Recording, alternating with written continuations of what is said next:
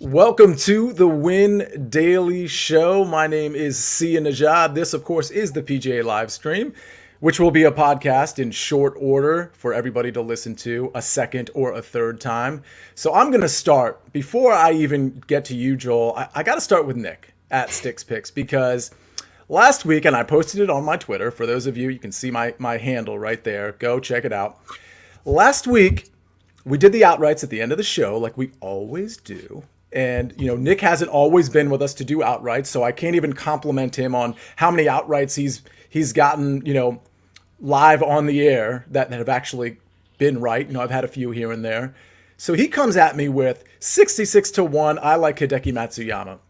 And he says 100-1, I like Justin Rose. So the clip I posted earlier today was me basically cyberbullying Sticks Picks because of how bad his Hideki pick was for the Masters. I mean, it was just like as condescending. It was just like dripping with condescension.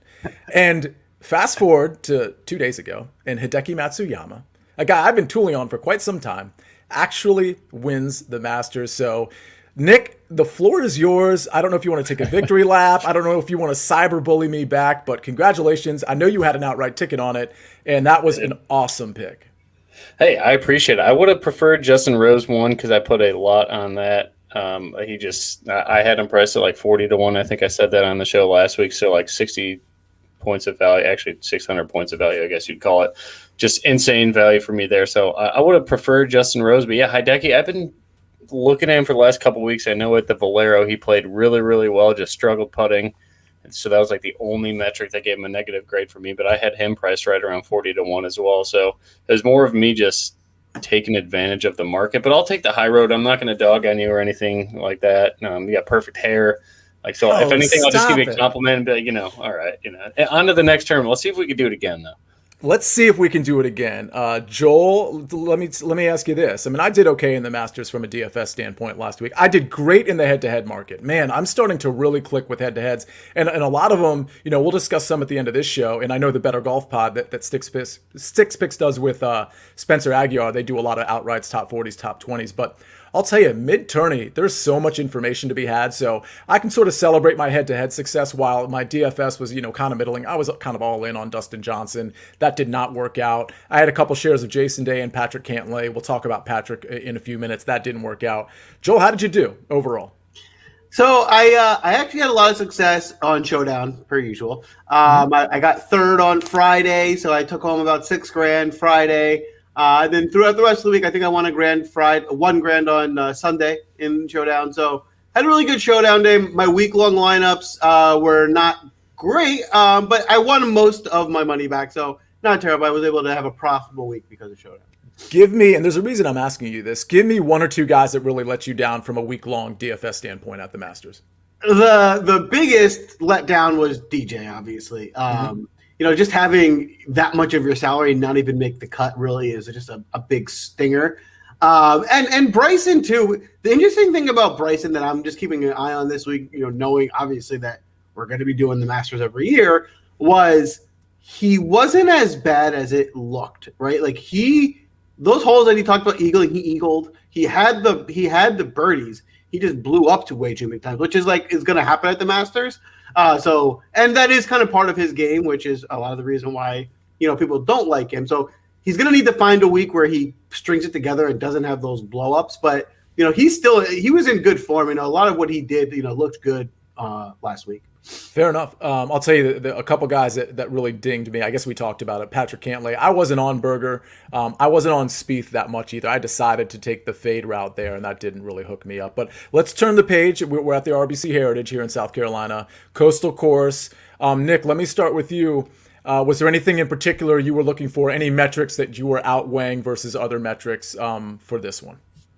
More just approach and then accuracy off the tee and greens and regulation were like the three that I really weighed the heaviest. I'm sure you guys are probably the same. I didn't do a whole lot with putting. I was kind of caught in between there because if you look at like historical winners, strokes gained putting's kind of down, but then you've had, I forgot who it was that gained a ton of strokes putting when they won it. But and then around the green, just, like a medium weight for me. It's funny to see Wesley Bryant on the winners, past winners here, but pretty much everything that Webb Simpson does really well are the grades that I put pretty high, and I actually don't like Webb Simpson this week. We'll get into that, but yeah. Oh, that's amazing. That is amazing how you just did that. That's fair. Anything to add to that, Joel? I mean, I agree with all his metrics. You know, in my models, I might throw in super small percentage points, more to just see it than to have it grayed out in the model. But like birdies are better gained, I gave that a small percentage. But I agree in some proximities, fairways gained, I decided to kind of stick that in there. But yeah, I think driving accuracy and approach is absolutely huge here. And I do think around the green, because the greens are so small, it's I think the second smallest on tour. So I think, you know, it'll be great if you hit the greens, but there's going to be times, especially with the wind, you're not hitting the greens, and that short game will come into play. Anything else to add to kind of what you're looking at? Yeah, for the first time ever this week, and I'm just basing this off what I'm reading about the course in previous years. For the first time ever in building my models and who I'm going to be playing this week, I weighted putting, which I've never done before. Putting is never taken into account, so it looks like this week it's going to be pretty important in getting guys in form. But with that being said, while I did weight putting, still number one person that came out, and I guess it's a little teaser for the show, but my number one person that came out was Morikawa, who's not a good putter. So I don't know how much I've weighted it, but it's involved. Fair enough. Yeah, Morikawa was high on my model too. So we'll talk about him. So let's just jump into it. Before I do though, let's give S-Guy some attention here. S-Guy is a faithful follower, always coming in to say hi. So S-Guy, thanks for saying hi. Wishing your lineups and your outrights to be very good this week. So let's get started. Nick, I'll start with you. We're in this elite range, which is what I like to call the 10K and above range. You know, obviously Bryson DeChambeau withdrew a couple days ago, so it's a small range. You start with Daniel Berger at the bottom of the range, Cameron Smith, Collin Morikawa, Webb Simpson, Patrick Cantlay, and then of course we're topped just like we were last week with Dustin Johnson. Who sticks out to you here? Daniel Berger is actually number one in my model outright, so I'm going to play a ton of him. I think this is just a really good bounce back spot for him. I think the course sets up extremely well for him. And then in terms of like ownership, it's all going to go to Webb Simpson and Collin Morikawa. And Webb Simpson showed up like 17th overall for me. So in a DFS perspective, for him to have like value, I'd kind of want him like top 5, top 2 at that price, really. But I'm going to fade Webb Simpson. I don't think I will make one lineup with him, even in cash, which I think may be a suicide mission. But I think there's just tons of value. And like we said before we went on air, there's a lot of good players in this tournament, so like you can make a really good cash lineup and you could avoid these top 3 guys. DJ, I'm just not going to pay the price. I don't know, like it's going to be fun to see him play like target golf. Usually he kind of overpowers golf courses, and especially what am I saying, what's the course here, what's it called again?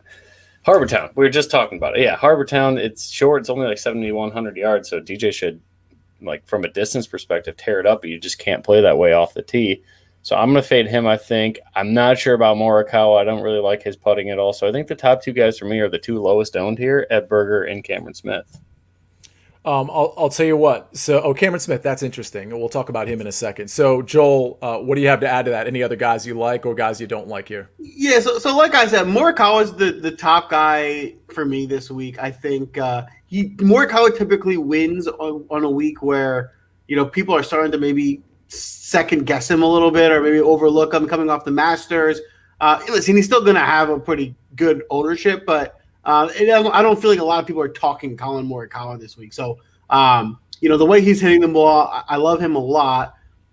I'm with you guys on the fact that, you know, DJ's just too much, costs too much for the way what his form is right now. So I don't love, you know, trying to take any darts on DJ. I liked Webb coming into the week, but if his ownership is going to be over 20% at this price, it does certainly make sense to try and get away from it. Yeah, and it's going to be over 20%, but I don't know how much over 20% it's going to be. We'll see with Steven's ownership article on WinDailySports.com tomorrow. But yeah, I mean, it's probably going to be in the 22, 23% range is what I'm guessing. Let me ask you this. I don't know, when you guys did your models, did you either factor in, or maybe in a separate way you factored it in, guys who are good on Pete Dye courses? Because, and I'm trying to look right now where Webb Simpson grades out, let's say since early last year. I mean, he's not really that high up actually on Pete Dye courses, and I'm just going to January 2020, but you know, he's in the top 20 for sure. But forget about Webb for a second. Do you got, how much, Joel, I'll start with you here. You know, how much did you factor in sort of the Pete Dye track? So it's a factor for me. It's not, you know, it's more something that I'm looking at secondary, like let me find some guys that excel on Pete Dye courses and add them in. But it's not a baseline thing. I'm sorry. Like, I only want to play guys that excel on Pete Dye. So for me, it's more something that once I've built my models, I've built my pool, then I want to look at the Pete Dye tracks and say, okay, here's a handful of guys that have really excelled here that I want to kind of get in the mix. But the only concern with that is now that, DFS golf has picked up so much steam, everyone's doing that. And you'll notice like guys like Abraham Answer, who have an outstanding Pete Dye track record, his ownership is like crazy looking right now. So that's one thing where it's also kind of keeping me a little bit off of it just because the ownership looks wild. No, that makes sense. I mean, Answer's a good ball striker anyway, but he's particularly good. Like if you just rate out what I went back to, which was January, it just happens to be January 10th, 2020. And I'm looking at tee to green as opposed to total strokes gain. And you're right, Abraham Answer, it's only 23 measured rounds, but he's fifth. And 23 measured rounds, by the way, is actually more than almost everybody now that I look at it, because obviously we only have so many Pete Dye tracks. But Nick, let me ask you, because I agree with Berger. I love the bounce back spot for him.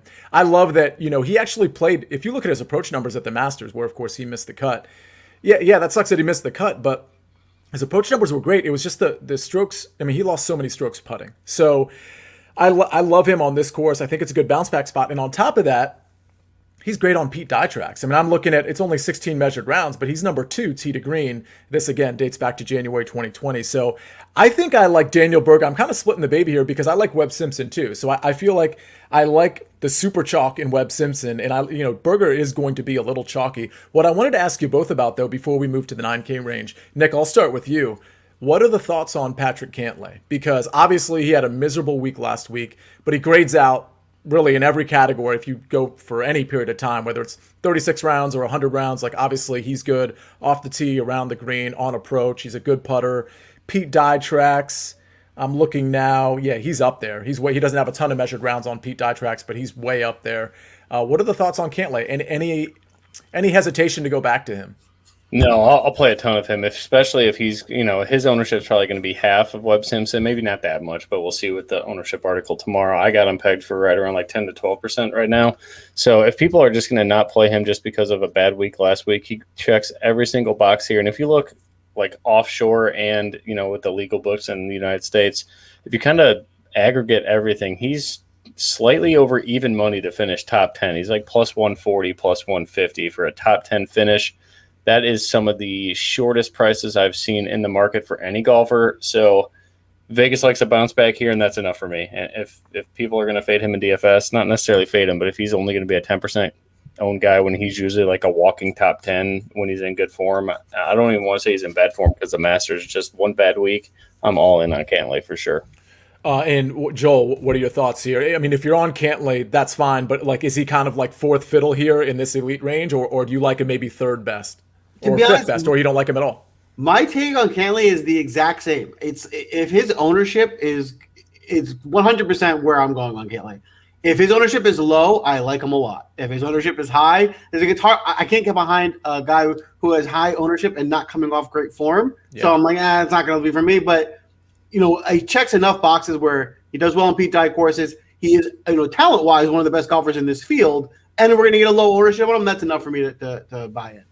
And one last thing before I get to the 9K range, because Nick, you brought up Cam Smith. I just don't like him for like the tournaments I play, which are kind of more the single entry, maybe 3 max, because honestly, I don't think he grades out very well. I don't understand how he's getting all these top finishes, because if you look at his strokes gain metrics, they're just not that impressive. With that said, do you like Cameron Smith because you think he actually grades out well in your model, or is it more of a, hey, this is like amazing ownership leverage because this guy finishes high in tough fields, like we kind of have a tough field here, and regardless of how he's doing it, and he's going to be owned at 10% or less. Is that the theory, or you like him regardless?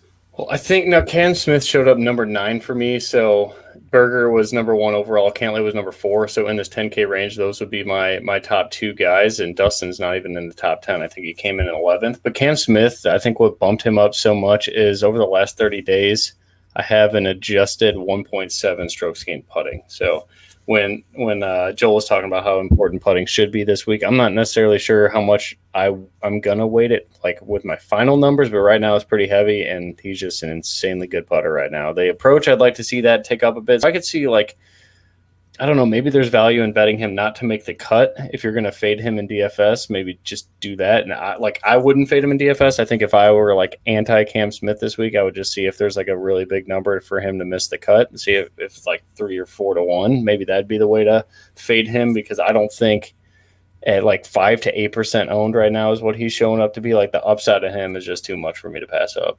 He's not like a core play by any means. Like it's going to be Cantley and Berger for me up top. But Cam Smith is a quick number 3. So, word of warning to those that are listening that are like, yeah, I like the idea of fading Webb Simpson. I feel like it's important to point out his success here. I mean, his history here is so good. He's the defending champion, so he's first last year. 2019, he was 16th. 2018, 5th. And 2017, 11th. So he's never fallen out of the top 16 in the last 4 years, and 2 of those are top 5s, including an outright win. So, but I understand the arguments on that, and I do think there's other guys you can pivot to for sure. 9K range. Joel, I'll start with you. We've got Owen Wilson, otherwise known as Will Zalatoris. We got Tyrrell Hatton, Cory Connors, Paul Casey, Matthew Fitzpatrick, Sung J M. Listening to some podcasts and being on a show yesterday, you either love or you hate this 9K range. That's sort of what I'm gathering. I'm sort of in the hate category, and I like the idea of grabbing 2 10K guys and just seeing where the chips fall in terms of, hey, maybe you go to 8K, then you go to 1 7K, then 2 high 6K guys, or some sort of combination of that, or just 1 10K guy, and then you just skip this range altogether or what have you. I don't mind doing that, but I know a lot of people love this range. Where do you stand? I'm closer to the love this range than the hate. I think in my opinion, and something I do a lot, you heard me talk about this with DFS, is one of the big things I factor is DFS pricing, right? So like, if DJ cost $8,500, I'd like him this week, right? But at his price tag, it doesn't make sense. And that's kind of like where I'm shaking out. So when I look at the 9K range, a lot of these guys are interchangeable with the 10K range. Like, I don't think a big difference. So if we can get the savings down here, I think there's going to be a lot of value. So I'll start with Willie Z.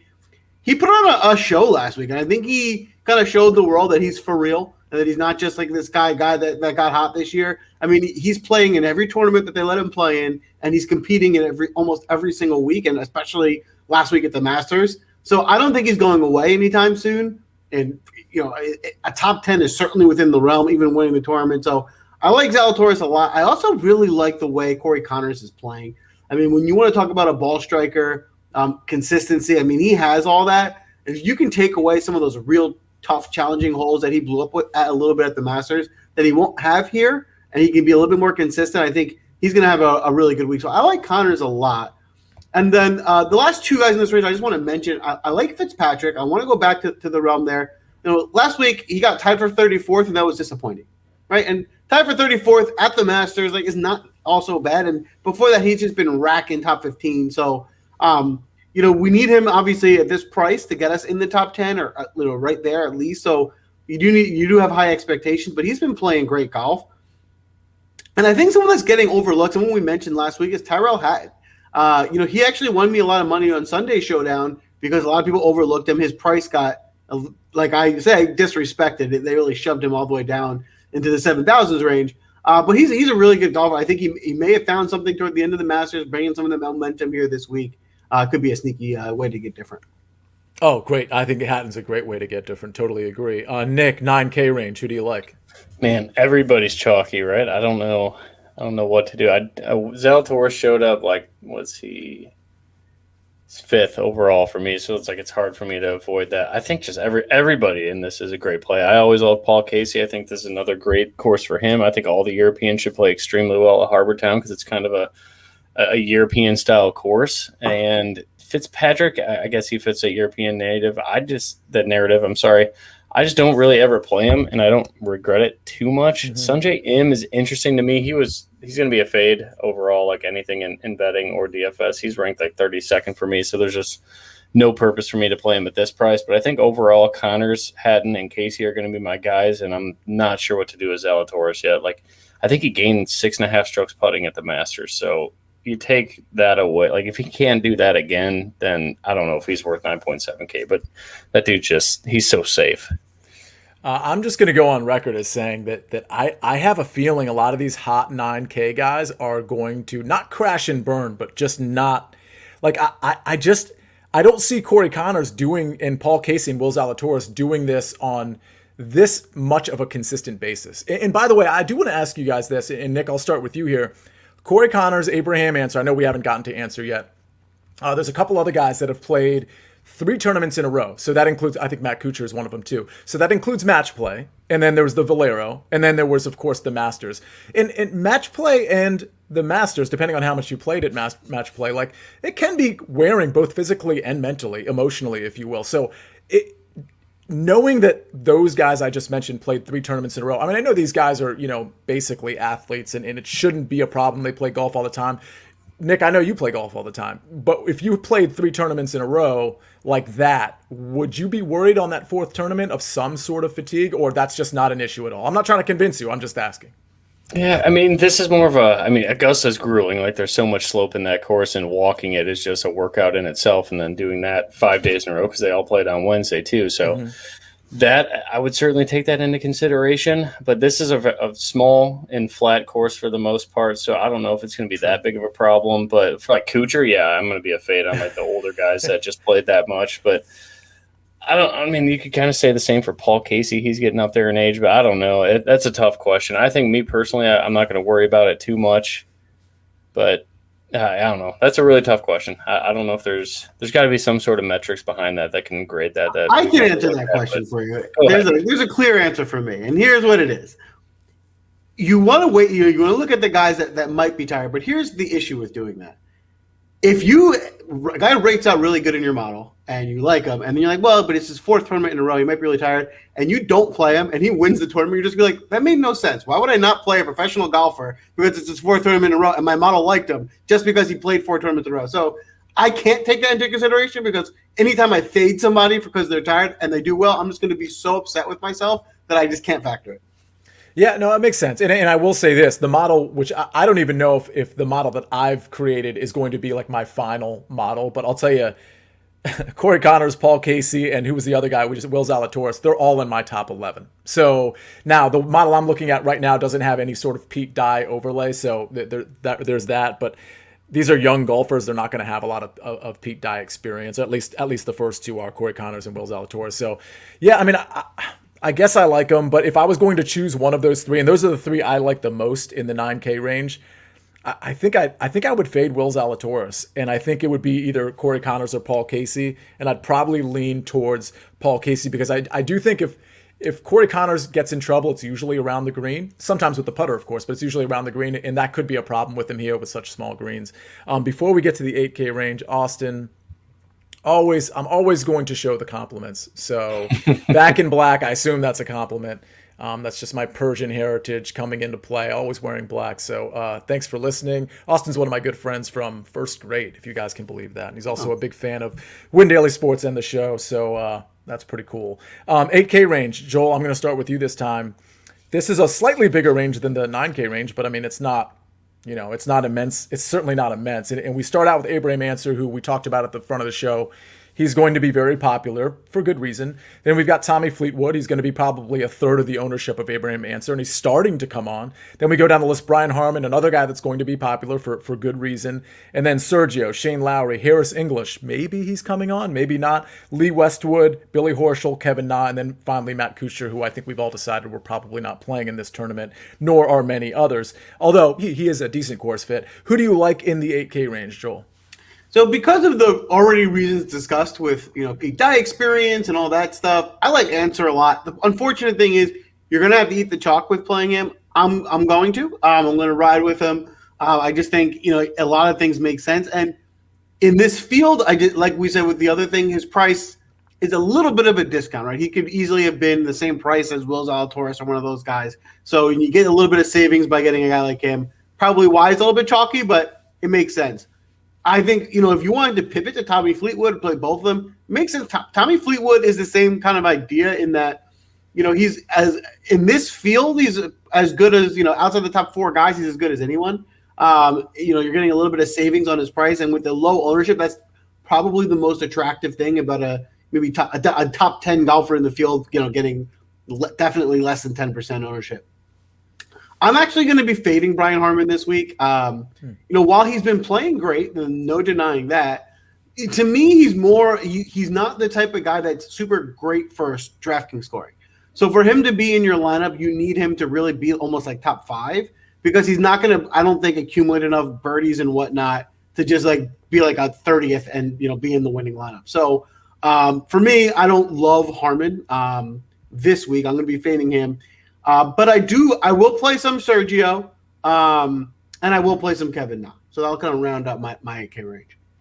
Yeah, and I wonder if Harmon is going to be, because it's a shorter track, if your opinion is, well, you're right, he's not a big DK scorer, but maybe he's going to be able, at least say he has a higher upside or a higher potential because it is a shorter track, and of course he's a shorter hitter. Does that make sense to you, or is that you're still like not loving that because the other guys are still going to be getting more opportunities, birdie or better gained, or however you want to characterize that? So because the shorter track will have some more birdie opportunities. I just think compared to the field, he's just going to be lower than the rest. And Brian Harmon, while he's had a great stretch the last few weeks, I still go back to he is who he is, which is above average at best. And that's going to me, I think that's just going to average out, and that's going to happen sooner than later. Yeah, I think that's part of being successful in DFS golf is knowing when to stop taking the trend, because it probably, for a guy like Brian Harmon, it is probably going to plateau and then decline at some point. So you don't want to be on that train when it's declining or necessarily even plateauing. So that makes a lot of sense. I think I'm going to be on Brian Harmon certainly more than you, but the logic certainly makes sense. And especially when you put him up against a lot of these guys in the 8K range that are, at least have as much upside as Brian Harmon. I think there's at least a few guys you could make that argument for. Nick, 8K range, who do you like? Shane Lowry, tournament winner. You heard it here first. Wow. Okay, so just for those listening, we have this chat, of course, like the Win Daily guys have a golf chat. And Nick is, he's actually a lot more active in it now than he was maybe a few months ago because he does the Better Golf podcast. And well, this is like just the golf chat. We have our football chat too, but he's doing the Better Golf podcast, of course, which I'm assuming everybody listening is subscribed to. But, so he's kind of a little bit more active. But last week, he jumps in our chat. There's all kinds of text messages going back and forth. He jumps in our chat randomly, like unprovoked. Like it was like, it's not like we were asking Nick a question. Not that that's what is needed for him to jump in the chat, but it was so weird because he goes, Justin Rose wins the tournament. This is before his Hideki call. It's like a couple days before the Hideki call, which obviously both were really good calls. You got to see the clip on my Twitter because he called both of those on the air. But anyway, we were all like, what do you talk, like, why, can we get a rationale? Can we get an explanation? He went dark, so nobody followed his advice. And Justin Rose is the leader after round one, has an amazing round, and basically is near leading the tournament up until, Sunday morning, essentially. And so now when he comes out with somebody that's like kind of out of left field, which Shane Lowry to win this tournament certainly is, I got to ask you, is this just kind of one of those things you're just going to leave us high and dry and be like, just trust me, or do we have a rationale here? No, I got a rationale. His iron play is like the best it's ever been, and I was kind of watching him. I had a lot of him last week, so I was just watching him play. Like, he's going to fit this course so well. He's better on the shorter courses anyway, and like I said, I think this sets up well for European players. I just think his form is as good as we're going to see, so I took him as more of the price at 55-1 is what I got him at. I think DraftKings still has him there, but I think with where his game is and the strokes gained approach is the best that we've seen out of Shane Lowry, I think, in a long, long time. I think this is a very good spot for him, especially at 8.5K. He's kind of like right in the middle there of so many guys that we all know, like Harmon. All right, he's in great form. A lot of ownership's going to go there. Abraham Answer, everybody's going to play him. I think Shane Lowry has as much upside, if not more. The guy's a major winner, and no one's talking about him. I think him and Fleetwood are probably my favorite in this range, and then Sergio Garcia as well. I think all these guys should be around 15% in ownership, and they're not going to be. Sergio, it's more that, he's just such a bad putter, but his iron play is, maybe second to just Morikawa and Justin Thomas and Cory Connors. Obviously, we love him, but I think Shane Lowry and Tommy Fleetwood and then Sergio will be the only three people I play in the 8K range. I'm not going to play Answer. I hope it doesn't kill me. Maybe I'll play him in cash because he does show up as the 12th best golfer in my mouth. So it's like I can't ignore that. But for larger field GPP, I will not make a lineup with Answer. But I think Shane Lowry will be in every single entry GPP build that I do, with honorable mention to Fleetwood and Garcia. I mean, I love the argument. I mean, I'll tell you that the guys that are, some of them appear in my initial picks article, which again, windailysports.com for all of our articles. And I don't know, guys, you guys probably know the promo code that we have running right now, but I'll make sure I have that next week. But it's easy. For those listening, go to windailysports.com and promo code will probably just jump right out at you. But the guys I sort of checked before I even wrote my initial picks article after the limited research was, of course, Abraham Answer, Brian Harmon, Sergio Garcia, and then a little bit of Tommy Fleetwood. You know, of course, acknowledging that everybody's going to like Answer and Harmon. But yeah, I think Lowry's amazing leverage. I could totally see him being in a Millie Maker lineup. He's definitely going to be under 10% and likely closer to 7%. You know, so talk about ownership leverage. That's pretty amazing. Anyone else, Joel? Anyone else in the 8K range you want to mention, or we wrapped it up? I think we pretty much wrapped up. I mean, I'll just mention again, the last guy that is on my radar that I do like this week is Kevin Na. I think Kevin Na has a good history here. He's coming off a good week at the Masters. His around the green, his driving has been really solid. And at 8K, like at the very bottom of the range, it's a pretty good price for him. Yeah, and I'm looking at his course history right now, and it is very good. A 10th in 2019, a miscut, and then 39th, and then 4th. And by the way, for those of you that don't know, Abraham Answer, who, you know, some of us are going to fade and some of us are not going to fade, second place finish last year. And then the only other time was a miscut the year before that. So obviously he has the upside to take down this tournament. 7K range. Joel, I'll start with you. This is a huge range, so maybe you can go through the whole range if you want in terms of guys you like, or you could just sort of stop short at like 7,500. Let me know some of the guys you like in this range. Yeah, so I'll try and be quick here. I've been on for a couple weeks, Siwoo Kim. His recent form is strong. I mean, his last 3 tournaments at the Players, he was 9th, 23rd at Valero, 12th at the Masters. His history here is interesting in that the last 2 years he missed the cut. But before that, he has 2nd, and then in 2016, he has 14th. So he has 2 really strong showings. Most recently, he has 2 missed cuts. But he's coming into this in really great form. And he's a guy that's very hit or miss, right? He gets on hot streak where when all his systems are clicking, he's awesome. And when he's not clicking, he's, you know, kind of combusts, and probably what happened the last 2 years here. So I think he's on the better side of that hot streak right now. He's been playing really well for the last few weeks. I think he's coming into this tournament, which, you know, obviously it's a weaker field than the Masters. It's not a weak field by any means, but we get into the Masters, and in getting him under 8K, I think you can get some good value there. Unfortunately, he does look like he's going to be pretty highly owned, but I'll probably eat a little bit of that chalk as well. I'm going to skip Russell Henley. I like Henley. I think he's a good play. He's not like one of my guys. He's not someone that I love. You know, I think if you wanted to play him, I'd probably prefer him more in cash than I would in a big tournament. And then, you know, the story is going to be the same with Hoffman. He's going to be very chalky. A lot of people like him. His form looks really good. I like Hoffman. I think he does really well. I won't be overplaying him though. I think you know, like him in tournaments and cash, he's good for both options. But his history here is not much. You know, it's okay at best. So I don't want to go overweight on someone like him. And then, you know, to kind of run out here, I think Brandon Grace has been playing really well. He's someone who's won this tournament before, so you know he's capable at this course. You know, even going all the way back to Puerto Rico, he won that tournament. That was obviously a way different field. That was a JV tournament, but ever since winning that, he's been playing well. He's been competing in every tournament he's been in for the most part since then. So I think this can be another week where, you know, he shows up and has a good week. And I think the last person I'll mention in this top tier is going to be Chris Kirk, who, you know, in his last 5 events, he's made every cut. He has 2 top 10s, another 2 top 25s. You know, his history here isn't great. So he doesn't have anything better than tied for 23 in the last 5 years. But this is a guy that I think we're getting at 7,500. At that form that we're getting is too good a value.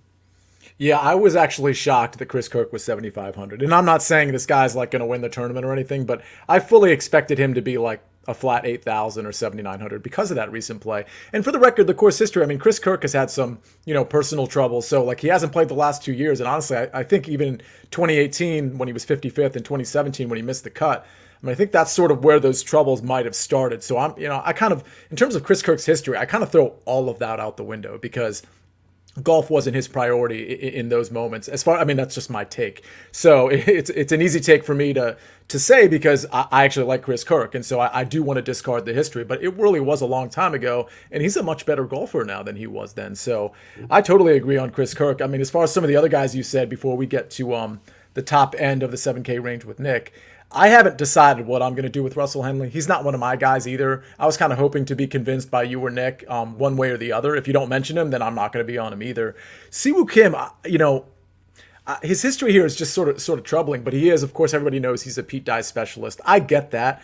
I'm a little surprised he's as popular as he is, and I'm really surprised Charlie Hoffman is as popular as he is. Now, listen, I was on the Charlie Hoffman boat like 2 months ago when he was like WDing, and I literally jumped on right after that, and I got the benefit of it. But I've gotten to a point now where in this field, if you're going to be chalky and you're Charlie Hoffman, like, no, thank you. I mean, if he was 11%, I'd be advocating for him, but like, I just don't want to be that guy that's on a 20% Charlie Hoffman.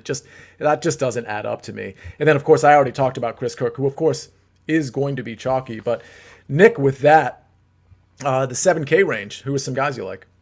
I'm 100% with you guys on Siwoo Kim. He's grading out insanely well for me. I think he's 14th overall, so that's the highest he's probably ever been. Any thoughts on Charlie Hoffman? He's grading out as number 6 overall, and I'm not a Hoffman guy, but he is playing some really, really, really strong golf, and he's probably going to garner the most ownership in this price range outside of, Chris Kirk, who I also love. I love Chris Kirk. I second everything you said. He's a different golfer now than he is back, when he missed the cut in 2017, I think it was. But any thoughts on Charlie Hoffman? Because my model loves him, and it's probably just going to be a plug and play for me. I got to trust the numbers here. If he's 6 overall and priced at like 30th, that's kind of a big swing for me. I mean, okay. Well, first of all, pay attention, because we literally just talked about Charlie Hoffman. But with I'm sorry. No, it's all right. But with that said, I mean, if you just said he's 6th in your model, like, he's not in the top 10 in my model, but he is pretty high up there. And by the way, the model I create, I mean, it doesn't go back too long. So, I mean, I want to give that qualifier in there. I'm sorry. You were talking about him, and I was staring at my screen and thought you were talking about Sebastian Munoz the whole time, and I don't know how I mix those two up. It's an interesting upside play, Sebastian Munoz. But no, I mean, like, the reality is I don't want to pay. There's so much chalk here that I'm. And by the way, I do single entry, so I'm happy to eat a lot of the chalk and just get different in a little place here or there. And I think people need to understand that are listening. Like, we keep saying chalk, and in our Discord, Steven might pipe in and talk about, this is what you want, this is how you want to create your lineup. He's talking about the Millie Maker. Steven specifically, when he's giving ownership advice, he's talking about the Millie Maker specifically. So single entry, it's a little bit of a different analysis. I don't mind, quote, eating some of the chalk, but in Charlie Hoffman's case, I'm not doing that. I mean, if it's Abraham Answer chalk, or if it's Cory Connors chalk, or if it's Will Zalatoris chalk, or if Sergio chalk, I'm willing to eat those, but not. I don't think I can get there with Charlie Hoffman, to answer your question. That's fair. I think I'm going to lock him into cash games and just call it a day there. But my favorite plays in this price range, to answer the question now, Siwoo Kim, for sure, I'm on that. I do love Sebastian Munoz. He's 22nd overall. So that's what I was trying to do, is kind of shuffle the numbers to see where I had Munoz. Mm-hmm. Chris Kirk, I love him. I don't think I even question the upside. He finished 6th at Valero. I think this guy has, finished very, very strong in strong fields. And I would say that this is a pretty strong field. But my like overall, and when I'm talking about like my 150s and everything, Kevin Streelman is going to be my highest owned guy in this spot. I think he's actually Spencer's favorite play of the board at the top 140. I think he's plus 130 on points bet. But Streelman, Munoz, Siwoo Kim, and then I guess Charlie Hoffman for cash. And then I'm undecided on Bezadenhout, but I think those are my 3 guys, Streelman being the leader in the clubhouse for me. So I want to thank both you and Spencer for reading my initial picks article, because I also love Kevin Streelman. Spoiler alert. I'm joking, by the way. I do have him, but I know you don't read my article, Nick. But don't worry, I don't take it personally. I don't read it till Wednesday, though, when I build lineups. But no, I actually love Kevin Streelman. I think Streelman is like the perfect course fit. I mean, he is going to matriculate the ball down. He's basically a poor man's Webb Simpson, or maybe like you could find somebody in the middle of Streelman and Webb Simpson to call him a poor man's, like, I don't know, Cory Connors, or maybe a shorter hitter like Paul Casey. But no, I think Kevin Streelman's a great play. I want to ask you, okay, Michael Thompson, I think you mentioned too. I like him a lot too. But I wanted to ask you a guy that is a really good ball striker and an on-team no-putt that I always roster, but I'm having hesitation here because I think it's because I haven't seen his name in about a month or so. But Emiliano Griot, any love for that guy? Joel, I'll start with you. It's so funny you mentioned that. I had this whole thing ready to go to give you credit because I know you love Emiliano Griot. I like him a lot. I do. I think this week it makes a lot of sense for Emiliano Griot. Listen, at the Corrales, he got 6. I know that's a JV tournament, so it's hard to compare. But listen, these are still professional golfers. To finish 6th among a group of press golfers, he was playing good golf coming into this. And before that, he missed a cut at the Players, but he was 21st at the Honor Palmer. He was 11th in Puerto Rico. So he's got a string of some good runs coming. He's also has a pretty good history. He missed the cut last year, but 33rd and 16th the 2 years before that. If he plays well this week, he's going to compete. And in this field, there's probably only 10 to 15 golfers that are definitively better than him, right? After that, everyone's kind of in a similar kind of stratosphere in terms of golf. So at this price, I think he's a really good way to, get different and build lineups off. And so let's round out because I know you went to the 7,500 mark and we kicked it over to Nick in that lower 7K range. Aside from Griot, and do you like Streelman as well? I like Streelman.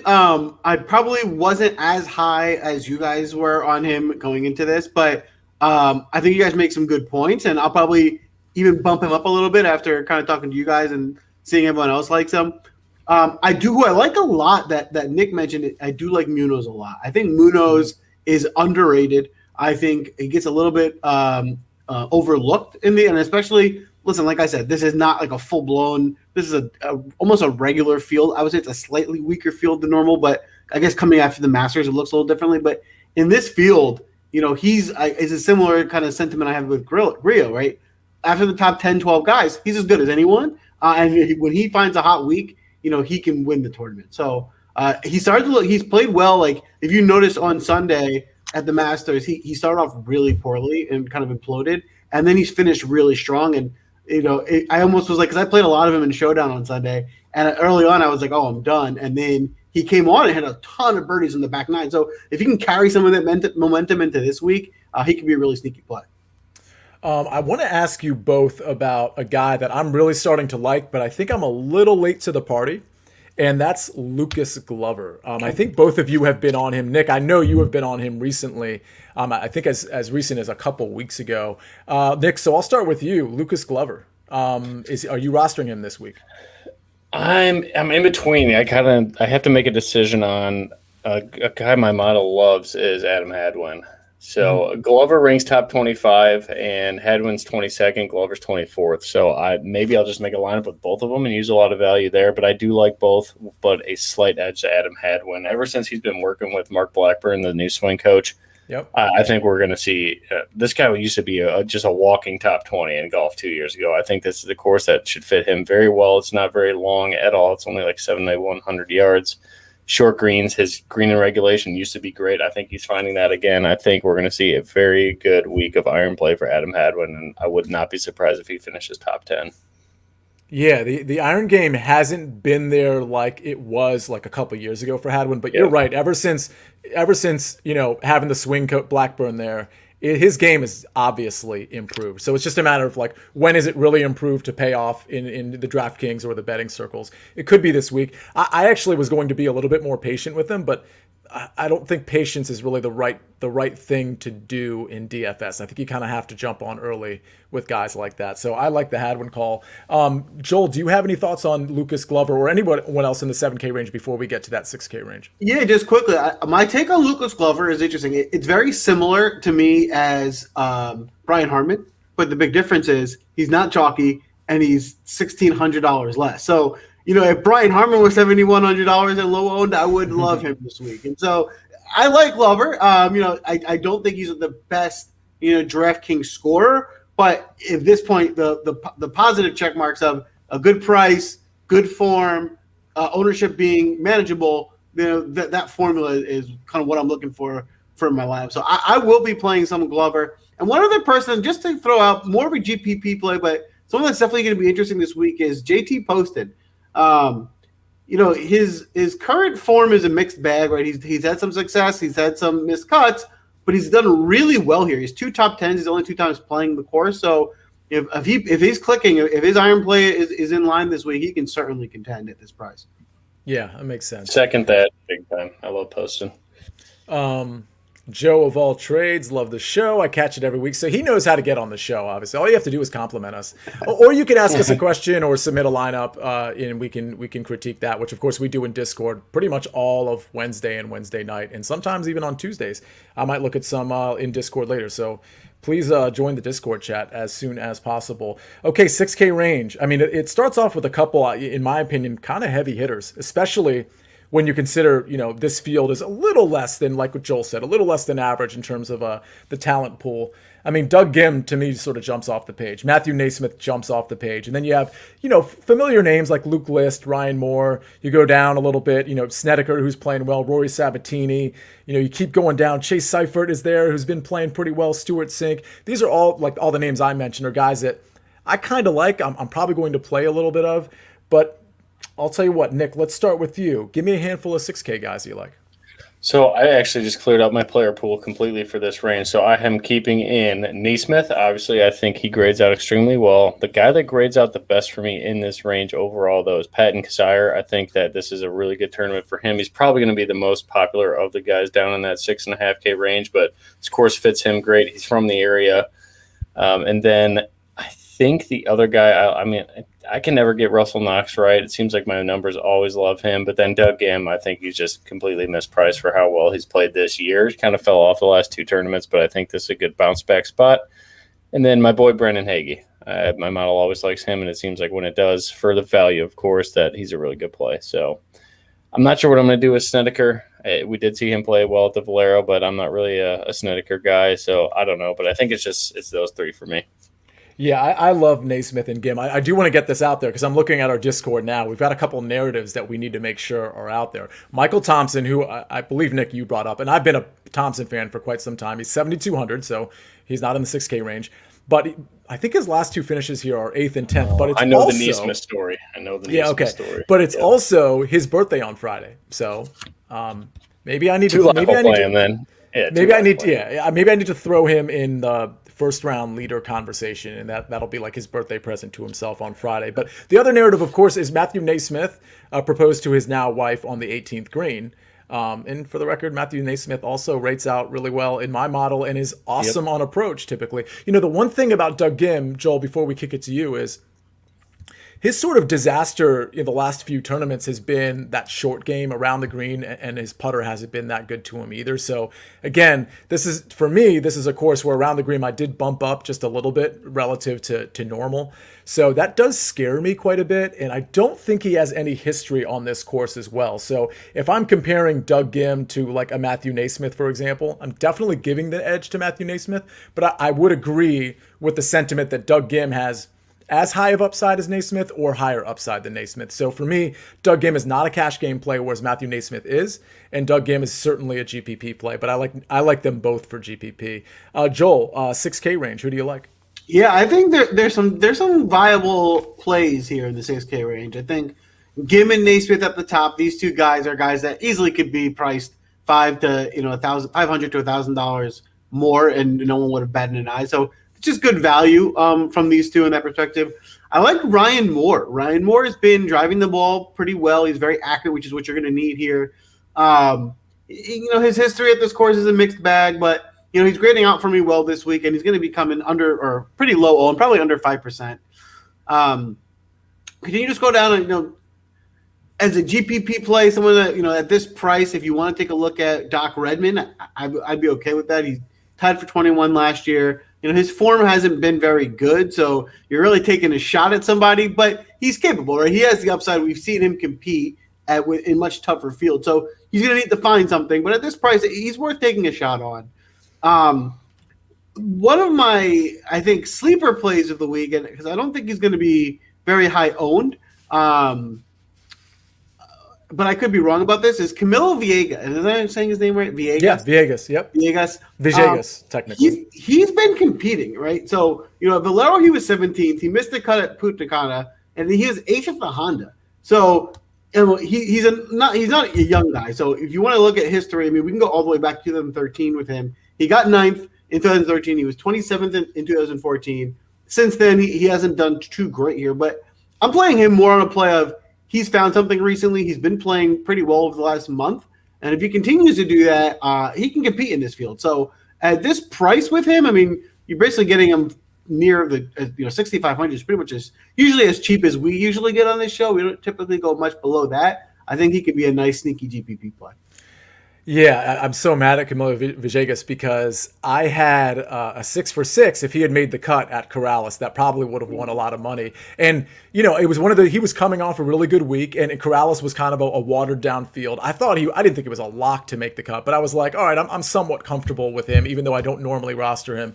And he was pretty terrible. Like, he didn't even come close to making the cut. But then, he's bounced back since. So I don't know how to read him, which is why I'm probably not going to have him, but there's certainly upside there. Let me just shout out a couple more names that I think are kind of in the sleeper 2% or less owned range. Kyle Stanley. I mentioned Stuart Sink. He's probably going to be closer to 4 or 5%. I mentioned Chase Seifert, but this guy's all the way down to 6,400. And he was one of the first secret weapons that I ever had. And he was awesome. And he's awesome like once every 5 or 6 tournaments. And when he's awesome on approach. And that's Tom Hogue. He's 6,400. I mean, I think I'm looking at my first round leaders. Yeah, he's one of them at 100 to 1. So stay tuned for that in a second. But I think Tom Hogue is one of those guys that can get hot, and it's usually not necessarily just hot for one day. Sometimes he's hot for 1, 2 to 3 days. So at 6,400, I don't want to say that's a misprice, but I mean, Adam Long's 6,700. I'm not saying Adam Long's a terrible golfer, but why isn't Tom Hogue like up there with the Wyndham Clarks, Richie Werenski's, Russell Knox's? We've actually seen it from Tom Hogue. Some from Wyndham Clark, of course, too, and Werenski, but I think he's mispriced. I just think it's a bad price on him. And if you're going to play, the Millie Maker and have 150 lineups, I think you should have a few with Tom Hogue. If we go like super down in the range, Jason Duffner is another guy that's good on approach. I'm talking, we're dumpster diving here. Wesley Bryan was good on approach, and kind of his game's fallen off a little bit. And the last couple guys I'll mention, Bo Hogue 6,200. We've rostered him in the past. He's not bad. I think he's a former winner here, actually. Tyler Duncan, 6,100. He's usually accurate off the tee. He can sometimes be good on approach. His short game is terrible. And I'm just going to throw this guy out there because I want to have it on film so I can be like, I told you. It's ridiculous, and I actually have him as a first-round leader just because it's so ridiculous. He's my guy, Danny Lee. Danny Lee is 6,200. He's completely fallen off the map. But if you recall, a year, 2 years ago, he was like a decent guy that would make, 1 or 2 of 4 cuts or 1 or 2 of 3 cuts. So I'm just hoping his game is maybe back. And, if you want to throw a flyer as a first round leader or one lineup of 150 with Danny Lee, I think that is advisable. Anybody else in the 6K range you guys want to mention before we get to outrights first round leaders and some top 20s, top 40s? The last guy that I'm just going to mention, mainly because it's a good transition into outrights, because I like him more as just like something to mention if you want to think about it right. He's won the tournament before, and you can get him at 500 to 1 to win it now. Is it a good bet? Probably not, but Satoshi Kodaira, listen, this is a guy that has won the tournament and within the last 3 years. So it's not like it was 20 years ago that he won it. And 500 to 1 is – you get on guys that have no business competing in tournaments. So, starters, I don't think he's going to win. Do not mortgage your home and put it on this bet. But for a guy that's won the tournament, 500 to 1 is a crazy number to get for someone that can do it. I just need to note, because you say his last name funny, and I actually kind of like him on this course. Ryan Armour is 6,200. I'm just saying. Armour. Yeah, Armour. So I'm just saying. I'm not saying you should roster him, but I'm saying you should roster him. Nick, you got any outrights for us? Again, you're on the Better Golf podcast. Have you already recorded? That's probably going to be released later tonight. Is that right? Correct. Yes. Okay. And you've got outrights on there. I'm sure you got top 20s, top 40s, top 30s, some head-to-heads. You do all of that stuff on the Better Golf pod, right? Yes, sir. So don't give us all the outrights. Leave the fans wanting, but give us a few that you're somewhat confident in, to the extent you can be confident in outrights, which I realize is a little bit absurd. I think it's going to be a strong golfer that wins this tournament. I like Berger at 23 to 1. I like Sergio I don't like Sergio at 45 to 1. I like Sergio top 10. Then I like Shane Lowry at 55 to 1 and Tommy Fleetwood at 55 to 1. Those are kind of my three that if I had to punch 3 tickets on outrights, those would be the 3 that I would choose for sure. Heavy on Shane Lowry, though. Love it. I'm definitely punching a Shane Lowry ticket immediately after this call. You got to do it. You got to do it while Nick says it or immediately after, because the sports books hear it and they actually change the lines. Like in 2 hours, like it's going to spread like wildfire and he'll be down to like 35-1. Joel, outrights. Who do you like, if anybody? I got 4 outright plays for this week. I think my favorite and the most realistic one, I like Morikawa at 21-1 on DraftKings. I think this is a week where I think he's going to pop. So I think you're getting a good value with him, as he could be the best golfer in this field. Getting him at the 5th best odds, it could looks pretty good. And then my more fun bets, I have at 90-1 Robert McIntyre, who just finished in the top 15 at the Masters, coming over here. It could be something at 90-1, some pretty good odds. And then at 100-1, Nick's guy Patton Cassaire, I think is a really good value. And at also 100-1, Robert Munoz. Oh, Sebastian Munoz? Oh, yes, Sebastian Munoz. That's 100-1? 100-1. That's a great number. And honestly, I didn't look at his first round leader number, which I'm disappointed in myself because he's usually I got it right here. It is also 100-1. Is it really? Oh, I thought it would be shorter than that. 80-1. 80-1 on points bet. Yeah, he's always a first round leader, isn't he? I mean, him and Charlie Hoffman. Basically, they just rotate every other tournament. I think I have to add him to my ridiculous first round leader card. So here's 5 outrights for you. Some are super long because that's fun, but I actually think they're realistic too, and a few of them are short. So I like Daniel Berger as well at 22-1. I don't want to go any shorter than that because I do like Webb, but 12-1 I just have no interest in that. I think Berger 22-1. That's where I got him. I don't know, Nick, if that was your number. You might have said 24, but anything in the 20s for Berger is really good value in my opinion. Brian Harmon, 40-1. I do like Brian Harmon. I agree that he might plateau, but he's also been really hot. And in this field and on this course, I think he could take advantage. Chris Kirk at 66-1. I can't say I'm super confident in that, but I just like the number there. Michael Thompson and Lucas Glover are both 125-1. Michael Thompson has come close to victory here. He's top 10 in his last 2. He's not exactly like a class golfer among, the Webb Simpsons and the DJs, but he's clearly comfortable here. He's a good ball striker, and he's a very good course fit for the RBC. So those are my 5 outrights. Anybody got first round leader? Let's start with you, Joel. Any first round leaders?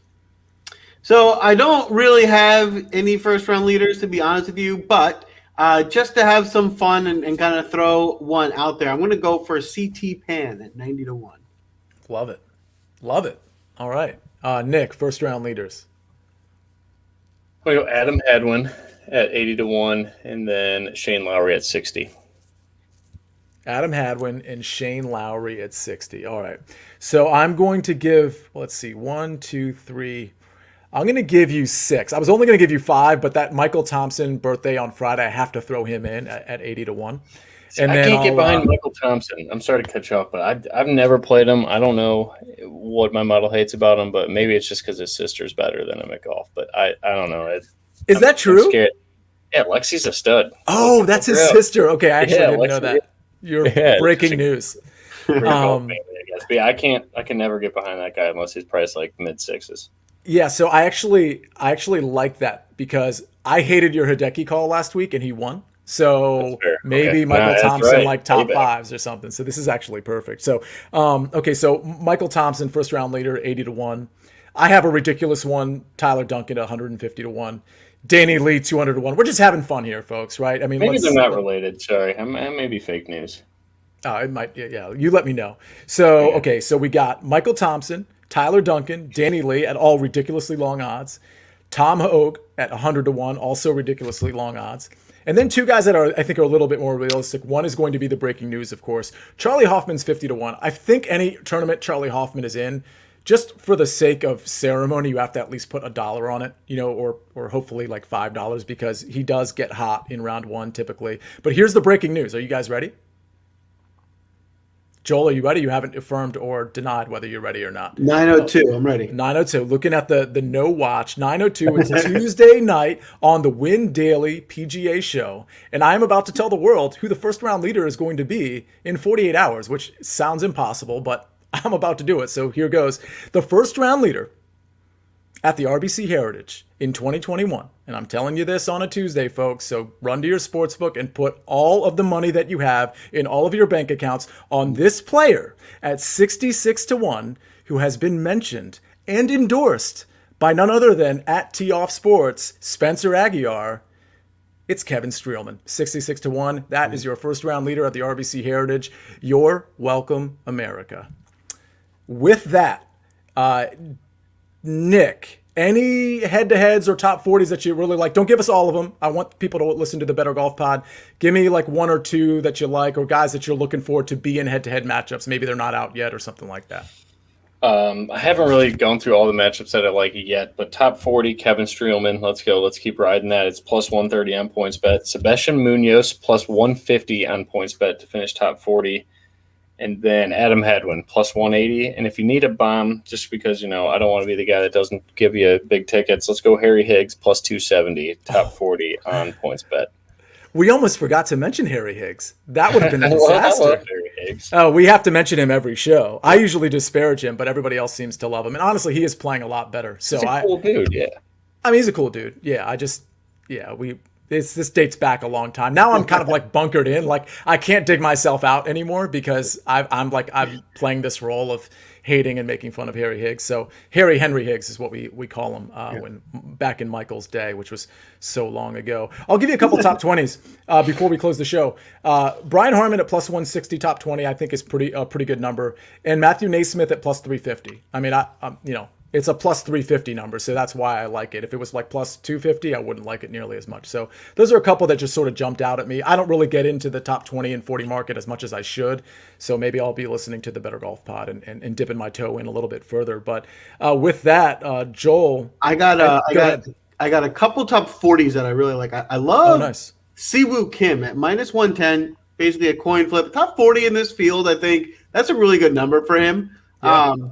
I also like Tommy Fleetwood at minus 120. I mean, he's listed in DraftKings prices as a top 15 golfer. To get him to finish in the top 40, he doesn't have to break the world, and that's almost again another basically coin flip bet. So these are really winnable bets. Like it's a lot different than picking the leader or the winner. So these are bets that you can actually bet a real unit on and still have a good sweat for the weekend. Yeah, I mean, I'm starting to think that Tommy Fleetwood is a really, really clever, smart, good ownership leverage play. I mean, especially in that 8K range where you've got so many guys that so many people are going to like for good reason. Abraham Ancer, Brian Harmon, Sergio Garcia. Some people might jump on Harris English or Matt Kuchar. I think Fleetwood's the smart one. I think that's where the smart money is right now. So I actually like that play. With that, Joel, any closing thoughts on the RBC Heritage? This is a course that, if you haven't heard already, the greens are really small. It's a little bit, the players love it. It's a challenge.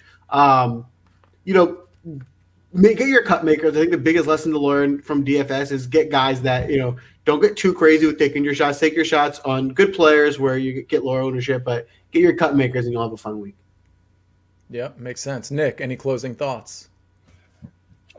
Shane Lowry, Pride of Ireland. Let's go. I love it. I'm so punching that ticket. I'm so excited about it because it's random. He was not on my radar at all. So now I'm excited about including him on some teams. Like I didn't do that with Justin Rose last week. Not only did I not bet him, he was on 0 DFS teams. And here he is like -7 after round 1. And I'm like, man, I got to listen to Nick more, which is why it only got worse from there, though. It only got worse from there. If that kind of, but he still paid off his price a ton in DFS, right? Yes, absolutely. Yeah, he was a hell of a ticket.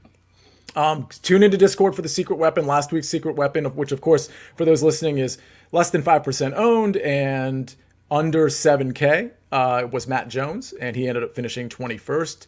Threw an eagle in there in round 2, had a handful of birdies on Saturday and Sunday, so he paid off his price. Secret weapon is now 31-6 overall, so pretty strong record.